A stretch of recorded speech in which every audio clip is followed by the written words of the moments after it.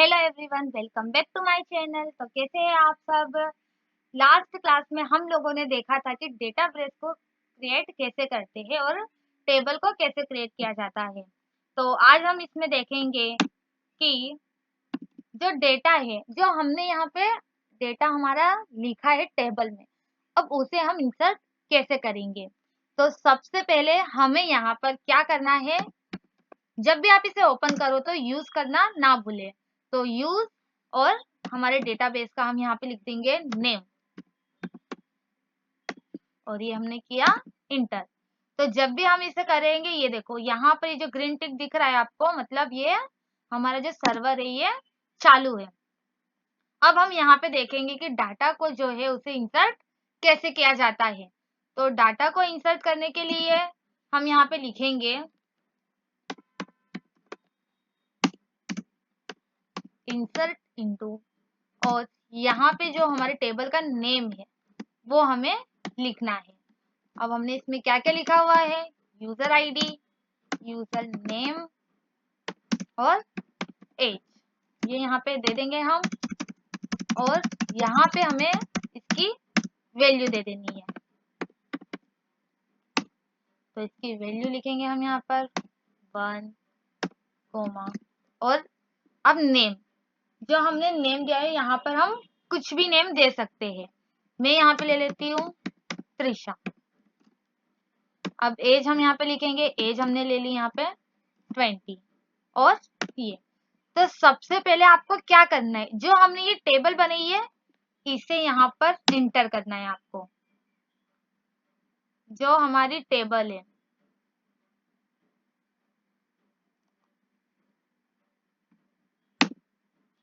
ये देखो, ये यहाँ पे आके इसको हमने इंटर किया।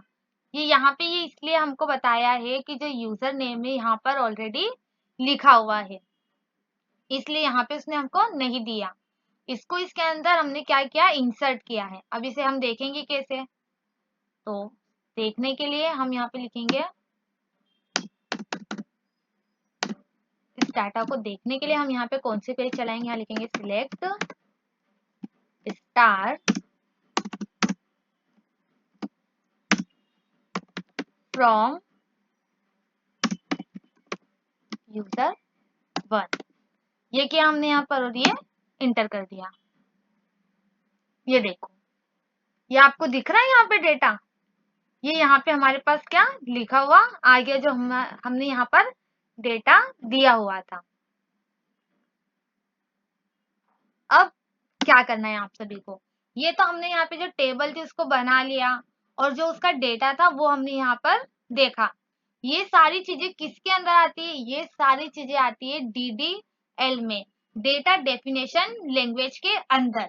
अब हम क्या करेंगे, अब हमने यहाँ पर डेटाबेस तो क्रिएट कर लिया है। अब हमें अगर उसे डिलीट करना हो तो अब उसे डिलीट करने के लिए हम कौन से क्वेरी चलाएंगे देखना। तो यहाँ पे हम लिखेंगे ड्रॉप, क्या करना है हमें, डेटाबेस। तो यहाँ हमने लिखा ड्रॉप डेटाबेस, और डेटाबेस का नेम। तो उसके लिए सबसे पहले हम यहाँ पे एक डेटाबेस बना लेते हैं नया। यहाँ पे लिखेंगे हम क्रिएट डेटाबेस, और उसका नाम हम यहाँ लेते हैं BCD, ले लिया हमने। ये देखो, अब हमारे पास क्या BCD नाम का डेटाबेस जो है वो क्रिएट हो चुका है। ये देखिए, आपको यहाँ पर ये नजर आ रहा होगा। अब हम यहाँ पर इसको हमें क्या करना है, डिलीट करना है। तो हम लिखेंगे ड्रॉप डेटाबेस, और डेटाबेस का नाम हम यहाँ पर दे देंगे, और ये हमने कर दिया इंटर। ये देखो, तो जो हमारा ये जो डेटाबेस था यहाँ से हट चुका है। ये देखिए, जो हमने यहाँ पर डेटाबेस बनाया था ये क्या हो चुका है, यहाँ से डिलीट हो चुका है। तो अगर आपको जब भी डेटाबेस को डिलीट करना है तो उसके लिए आप कौन सी क्वेरी चलाओगे, ड्रॉप डेटाबेस की। अब हम यहाँ पे नेक्स्ट क्या करेंगे, अब हम नेक्स्ट यहाँ पे करने वाले हैं, जो हमने टेबल बनाई है अब उसके अंदर अगर हमें कुछ भी चीज अपडेट करनी है, तो सपोज करो हमने यहाँ पर टेबल के अंदर हमें नेम जो है उसे अपडेट करना है। तो उसके लिए हम क्या करेंगे, यहाँ लिखेंगे हम अपडेट, और किसके अंदर करना है, उसका नाम यहाँ पे user1 के अंदर हमें अपडेट करना है, और यहाँ पे हम उसकी वैल्यू सेट करेंगे यूजर नेम। तो user name is equal to, यहाँ पे अब हमें क्या देना है, हमें जो नया नेम देना है यहाँ पर हमें वो लिखना होगा, ना कि पुराना वाला। तो नया नेम मुझे क्या लिखना है, यहाँ पर मैं लिख देती हूँ मनीषा। अब यहाँ पे मैंने लिख दिया नया नाम। अब इसके बाद लिखेंगे वेयर,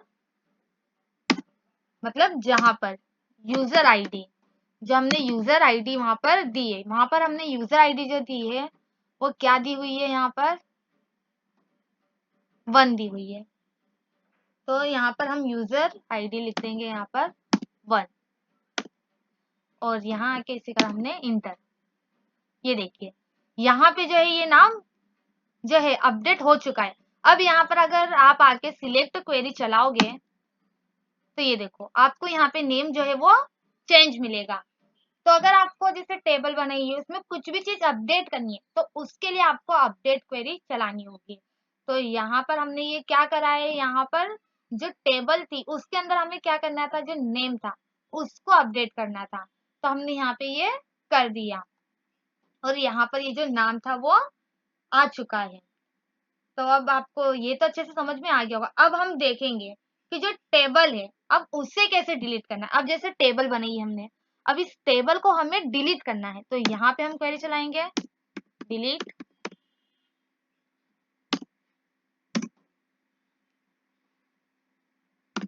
नहीं सॉरी, टेबल नहीं डिलीट करना है यहाँ पर हमको। यहाँ पे हम पहले करेंगे क्या, जो अंदर लिखा है हमने टेबल के, अब उसके अंदर अगर हमें कुछ डिलीट करना है तो वो लिखेंगे। तो अब हमें यहाँ पे डिलीट करना है तो हम यहाँ पे लिखेंगे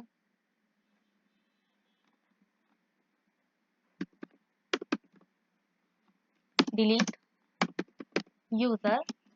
यहाँ पे जो हमारी फाइल का नेम है हम टेबल का वो लिखेंगे। तो वेर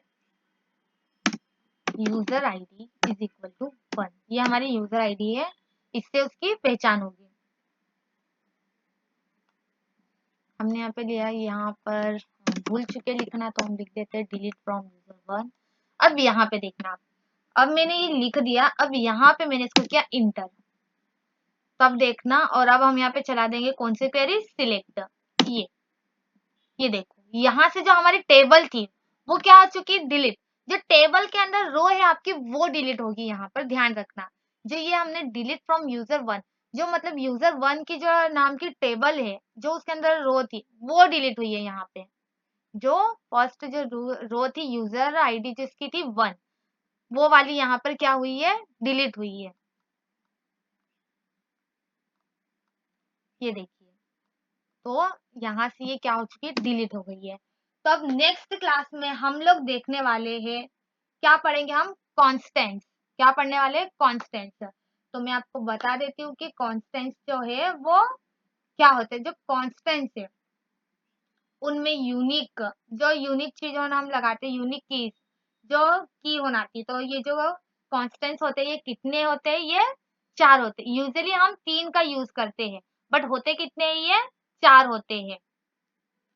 तो आप ये सारी 4 की उनके बारे में पढ़ना और नेक्स्ट क्लास में मुझे बताना। अगर वीडियो आपको पसंद आया हो तो चैनल को सब्सक्राइब कीजिए, लाइक कीजिए और कमेंट में जरूर बताइएगा। Thank you for watching.